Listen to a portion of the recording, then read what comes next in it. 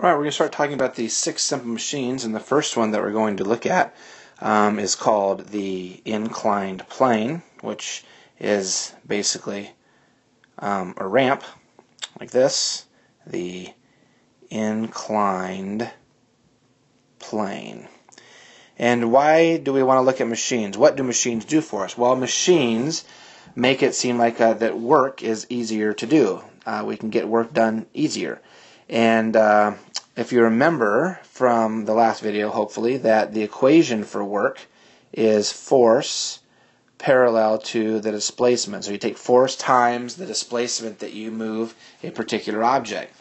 And so how does a machine make work easier for us? Well, work, we see, consists of 2 things, a force and a displacement. So if you think about that, there's 2 ways that I could do the same amount of work. I could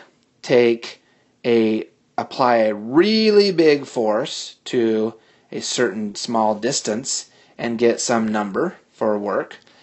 And I could get the same amount of work by applying maybe a really small force to a very large displacement. Which one does it seem easier for us to do? Well, this one. It's easier for us to do this one because the force, the effort force that we're putting into something, and that's what it's all about. And if I can apply a really small force, I can get the same amount of work as long as I'm willing to apply that small amount of force over a much larger displacement. This one might not even work for me because although I only have to move at a small displacement, I got to apply a very large force, and I might not even be capable of exerting that much force. So this is why we want to use machines. We want to use a smaller amount of force and just apply it over a much larger displacement. So how does an inclined plane work for us here? Well, let's say that I basically have here's like a dock or something out here, and I have this box out here, and it has it has a weight, or what we called in the last video a resistance force. And I want to take that box and I want to lift it up on top of this dock. I want to move it up so that it's sitting up here. Well, how much work is that going to take? How much work is that going to take? Well, it would take the resistance force, however much this thing weighs. That's how much force it would take to lift that up. If I'm going to apply a force here and lift this up, it's going to take whatever the weight of this box is, and it's going to take it times this displacement. So that's how much work it's going to take to do that. And so that's the work that we want to get out of our inclined plane, the work that we want to get out of our inclined plane. So what we'll call that is work output. The work output of this inclined plane is going to take a resistance force, Fr, times the displacement that we're going to move it. Well, what is that in relation to the inclined plane? It'd be this distance here, which you could call the height of the inclined plane. So the work output is going to be the resistance force times the height, or what we'll call the distance of the resistance. We're going to move the resistance force a certain distance, which would be the height of the inclined plane. Okay, so how is this inclined plane going to make it easier for us to do? Well, if I take this same resistance force, and I have it down here, there it is, there's the resistance force, and I'm still trying to move it up a vertical distance, I can actually move it and push it up along this inclined plane, or pull it, either one. So I'll put a pull force on here. And what do we call this force? Well, this is the force that you're going to do. This is what we call your effort force. And I can apply that effort force, and I can push it all the way along this slope of the inclined plane. Well, what do we call that displacement? We're going to call that one the effort distance, because I'm going to apply my effort force up along this slope. So we'll call this one, this side of the inclined plane, the effort of the distance of effort, and we'll call this one the height of the inclined plane. We'll call this the distance of the resistance. So what is the work we're putting into the machine? Work input is still work, so it's still force times distance, but what force and what distance? Well, in this case, it would be the effort force that we're applying times the effort distance. And if this is a perfect, ideal machine, then the amount of work you're putting in will equal the amount of work that you're getting out. It'll be the same. And but we'll like to use this machine because this effort force here is a lot less than what this resistance force would be here. Why? Because we're going to apply that effort force on a longer effort distance. So this dE is bigger than this dr, which means that this Fe will be less than this resistance force, and I'll get the exact same amount of work. So this is why an inclined plane is a machine, and that it helps us do some work. Okay, hopefully that makes sense.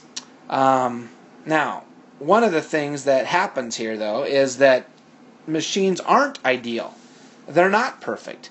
There is friction involved in these and loss of energy, and energy is work, so there's actually loss of work. So what ends up happening here is that the work input that you put in, you won't get the same amount of work output. You'll put some work into this machine, and you won't get all of that work out. Some of it is going to be lost. Some is going to be lost. So we can get a efficiency. So we can calculate what we call an efficiency of the machine, because when you put a certain amount of work in, you're not actually going to get all of that work back out. So the work that you get out is less than the amount that you put in.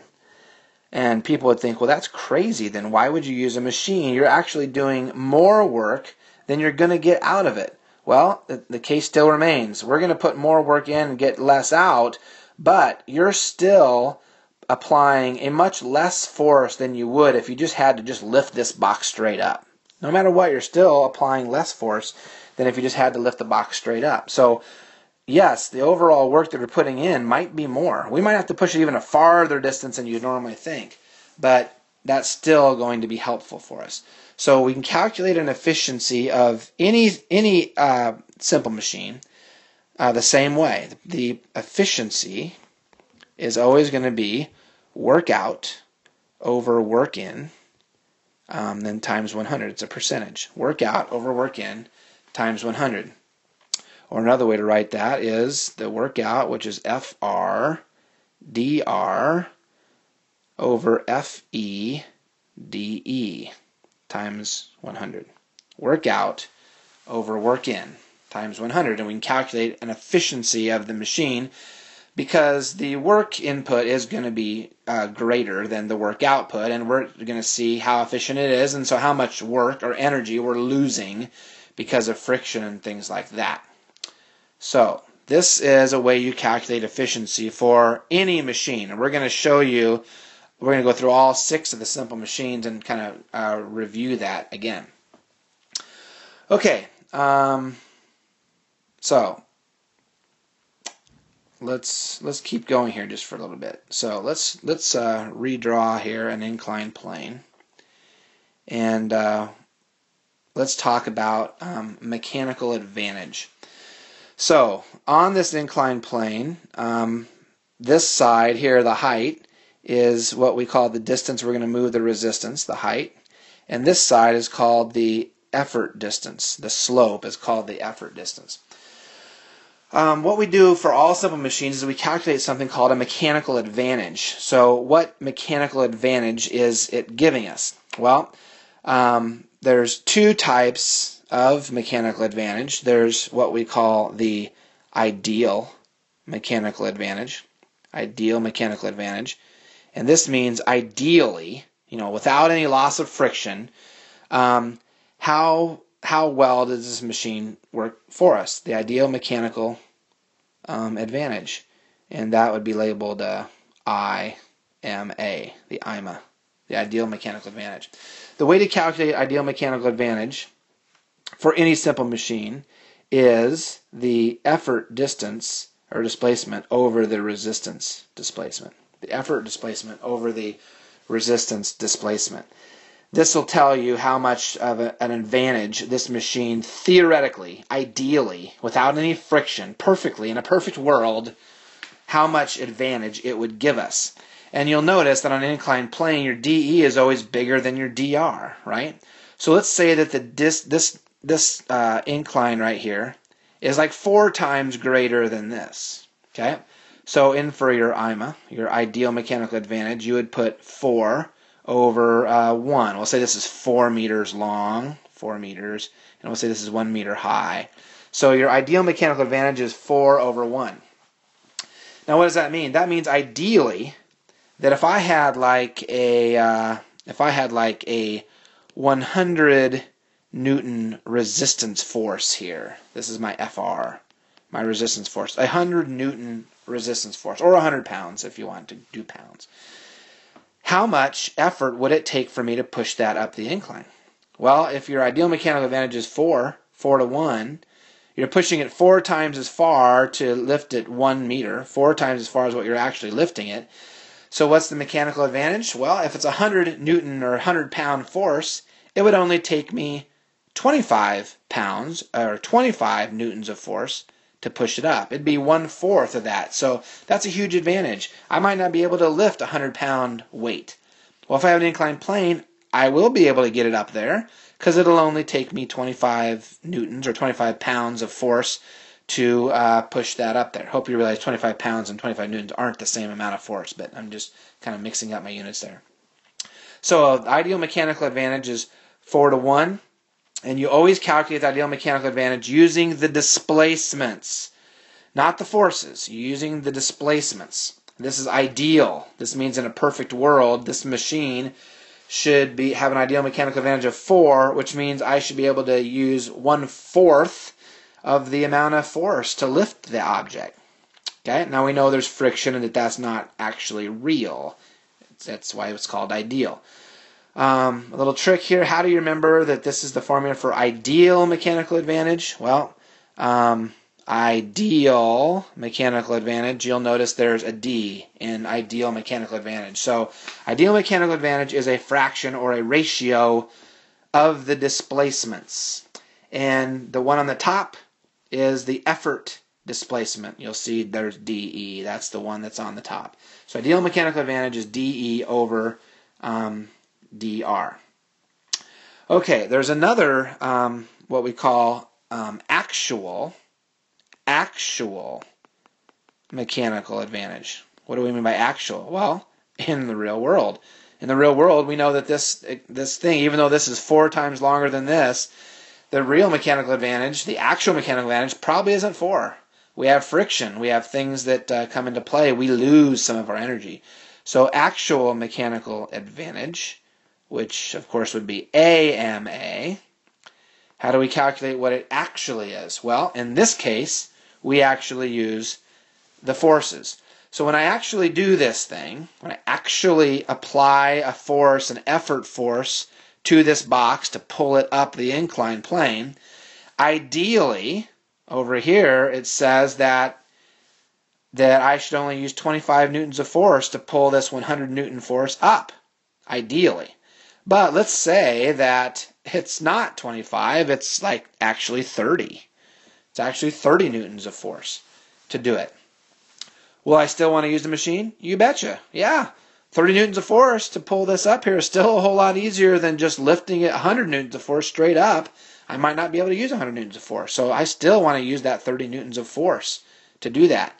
But how do I calculate the actual mechanical advantage? Well, this is another ratio, but it's not a ratio of the displacements. It's a ratio of the forces. And it's the resistance force over the effort force. So you'll notice there's a difference here between this one and this one. There's a switcheroo, okay? This one here has the effort distance over the resistance distance. But this one is the resistance force over the effort force. So you need to keep those straight. The way to remember it is, remember, ideal mechanical advantage is the distance, and it's the effort distance on the top. So then the other one, hopefully you can remember. The actual mechanical advantage is the resistance force over the effort force. And what would that be for this machine? Well, it would be the resistance force is 100, and the effort force is, it's 30, right? Now, if it was actually 25, it would be 100 over 25, which would be 4. And the ideal mechanical advantage and the actual mechanical advantage would be the same thing. Now, that never happens. That would be a 100% efficient machine. So, instead, it's 100 divided by 30. Right? So this is what? This is like 3.3. Okay? So, ideally we should have a mechanical advantage of 4, but we actually have a 3.3 advantage. We still have an advantage, but it's not quite as high as what you'd normally think. So, earlier we calculated an efficiency. I want you to kind of see this, a percent efficiency, which was work output over work input, which, if you remember, work output was the resistance force times the resistance distance over the effort force times the effort distance. Well, here's another way to calculate efficiency of a machine. You can take the actual mechanical advantage, if you know what it is, over the ideal mechanical advantage. Right? How would that work? Well, what is the actual mechanical advantage? It is FR over FE. That's the actual mechanical advantage. Now that's this. What's ideal mechanical advantage? So I have to put FR over FE over the ideal mechanical advantage, which is effort distance over resistance distance. How do you take a fraction divided by a fraction? Well, you flip this fraction over and multiply. So it'd be this times distance resistance over distance effort. And you'll notice that you might not get this math. Maybe this is too hard. I don't know. But I'm just trying to show you, if you do get it, you'll see that this and this are the same thing. So there's two ways to figure out efficiency. They're both actually the same way, is what I'm trying to actually point out. I don't know if I'm making that clear or not. But the percent efficiency is work output over work input, or actual mechanical advantage over ideal mechanical advantage. Either way, that'll give you the efficiency of the machine. The key is that you put more work into it than you actually get out of it. But we still are willing to do that, because we still get a nice mechanical advantage. It might not be 4 in this case, but it's still 3.3. So it still helps us. We can still lift a lot less, or we can still use like 1/3 of the force that we would have to do if we just lifted it straight up. That was a really long video. If you're still following me, it's amazing.